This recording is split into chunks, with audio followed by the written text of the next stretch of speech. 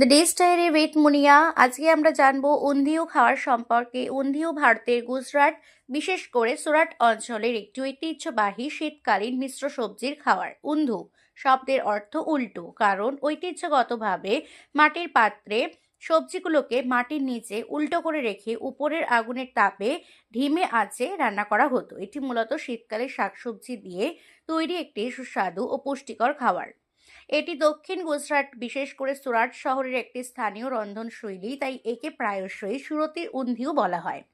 ঐতিহ্যগতভাবে এই খাবারটি মাটির হাঁড়িতে সবজি, মেথি, মুথিয়া, বড়ি ও মশলা মিশিয়ে মুখ বন্ধ করে মাটির নিচে উল্টো করে পুঁতে রেখে উপরে আগুন জ্বালিয়ে দীর্ঘ সময় ধরে ধিমে আঁচে রান্না করা হতো।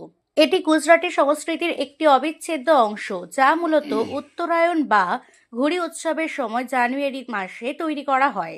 শীতকালীন সবজি যেমন বেগুনি আলু, চ্যাপ্টা বিন, মিষ্টি আলু, ওল, কাঁচা কলা এবং মেথির মুথিয়া ব্যবহার করা হয়। উন্ধিউ শুধু একটি খাবার নয়, এটি গুজরাটে সমৃদ্ধ রন্ধনশৈলীর একটি বিশেষ ঐতিহ্য।